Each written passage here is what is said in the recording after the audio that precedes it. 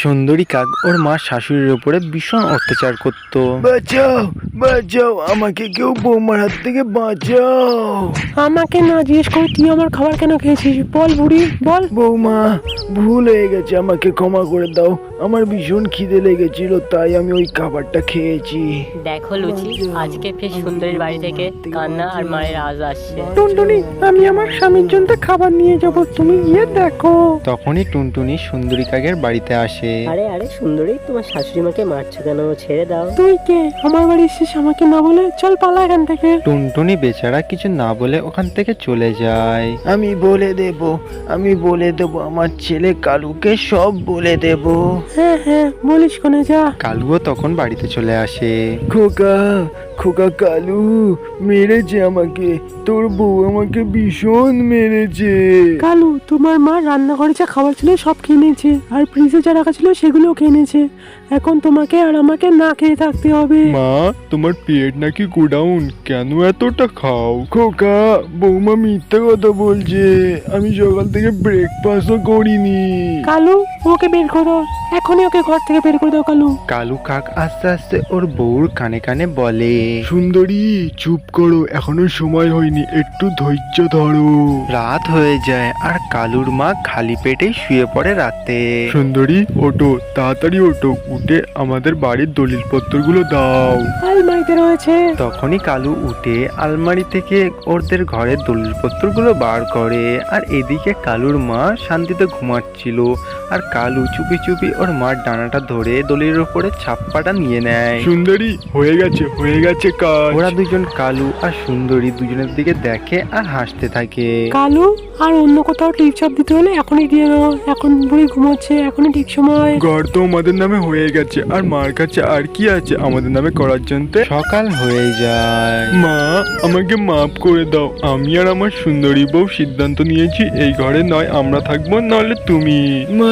মানে খোকা কালু, কি বলছো তুমি? মানে এখন তুমি ঘর ছেড়ে বেরিয়ে যাও, নয়তো আমি তোমাকে ধাক্কা মেরে বের করে দেবো ঘর থেকে, বুঝেছো বুড়ি? কিন্তু খোকা কালু, আমি কোথায় যাব? আর আমার কেই বা আছে তোরা দুজন ছাড়া? মা, কোনো গাছে খড়কুটোর বাসা বানিয়ে থেকে যেও কোণে, আর এমনিতেই তুমি বেশি দিন বাঁচবে না, আজ না হলে কাল মরেই যাবে। বুড়ি কাক নিজের ছেলের মুখে এই কথা শুনে বুড়ি কাক তার ছেলেকে বলে, আমি এই দিনটা দেখার জন্য তোমাকে কত কষ্ট করে মানুষ করেছি। মনে আছে তুমি যখন ছোট ছিলে? আমি তখন কালু শরীর খারাপ হয়েছিল আর তুমি সারা রাত জেগেছিলে, তুমি এটাই বলতে যাচ্ছ না? আমাকে আমার জিনিসপত্র নিতে দাও, সরো। তখনই বুড়ি কাক ঘরের ছাদের উপর থেকে একটা ঝুলি বের করে। কালু, এই ঝুলিতে কি আছে? আমার কিছু পুরনো কাপড় চোপড় আর কালুর বাবার দেওয়া কিছু পুরনো জিনিস। যা নেওয়ার নিয়ে নাও, আর এখান থেকে যাও, আমাদের পিছন ছাড়ো। বুড়ি মা তার জিনিসপত্র নিয়ে ঘর থেকে বার হয়ে যায়।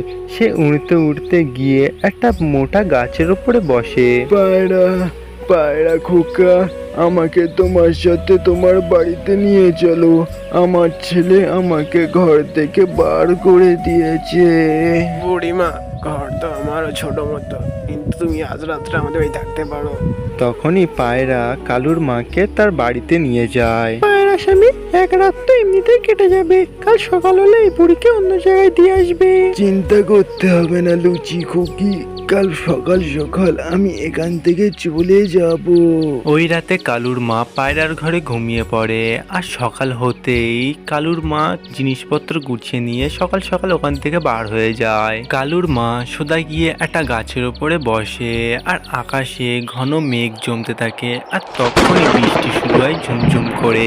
ভগবান, এই বৃষ্টিরই কম ছিল, এখন তুমি বৃষ্টিও দিয়ে দিলে, এখন আমি কোথায় যাব? বুড়ি কাক একটা গাছের তলায় বসেছিল, তখনই একটা বড় লম্বা ঠোঁটাওয়ালা কাক বুড়ি কাকের কাছে আসে। বুড়ি, এই ঝুলিতে কি আছে? ঝুলিটা তুমি আমাকে দিয়ে দাও। না, আমি দেব না, এটা আমার। দুষ্টু কাক ওই বুড়ি মার কাছ থেকে ওই ঝোলাটা নিতে থাকে জোর করে।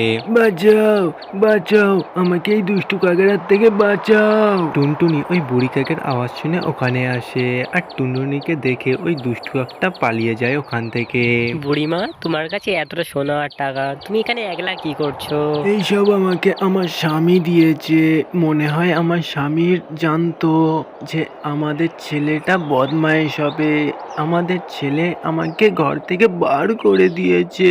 বুড়িমা তুমি আমার সাথে চলো, তুমি আমার সাথে আমার বাড়িতে থাকবে, চলো আমার সাথে। কালুর মাকে টুনটুনি তার সাথে করে তার নিজের বাড়িতে নিয়ে যায়। তার নিজের বাড়িতে নিয়ে গিয়ে টুনটুনি তাকে গরম গরম খাবার খেতে দেয়, আর কালুর মা পেট ভরে খাবার খায়। খুকি টুনটুনি, এইসব টাকা পয়সা তুমি রেখে দাও, আমার এসব কোনো কাজের না। তুমি তোমার মেয়েকে ভালো করে মানুষ করবে। বন্ধু কালু, ওই বুড়ি কাকটা তোমার কি মা হয়? হ্যাঁ, আমি আমার মাকে ঘর থেকে বার করে দিয়েছি। তোমার মা তো ভীষণ চালাক দেখছি। তোমার বাড়ি থেকে যাওয়ার সময় তোমারই সব টাকা নিয়ে চলে গেছে। কি, তুই এইসব কি বলছিস? হ্যাঁ, টুনি তোমার মাকে টুনির সাথে নিয়ে গেছে, আর তোমার মা যাওয়ার সময় ওর পুটলিতে অনেকটা সোনা গয়না দেখেছিলাম আমি। তখনই মনে পড়ে কালুর তার মার কথাগুলো।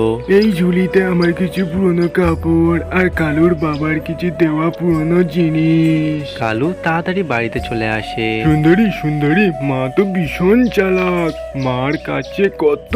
তখনই কালু সুন্দরীকে সব কথা খুলে বলে। আমাকে এইসব বদমাইশ কাক বলেছে। কালু তাড়াতাড়ি চলো, মাকে রাজি করে বাড়িতে আনি।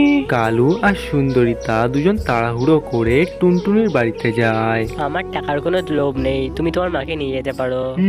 মা, তোমার ছেলের একটু ভুল হয়ে গেছে, চলো বাড়িতে চলো। আমি আমার শাশুড়ি মাকে যত্ন নেব, নিজের হাতে খাইয়ে দেবো। চলো শাশুড়ি মা, তুমি আমার সাথে তোমার বাড়িতে চলো। কালু খোকা, তুমি যখন বাড়ির দলিল পত্তরে আমার ছাপ নিচ্ছিলে তখন আমি জেগেছিলাম। তোমার মতন খারাপ ছেলের কাছে থাকার চাইতে আমি এখানেই ঠিক আছি, যাও তুমি চলে যাও।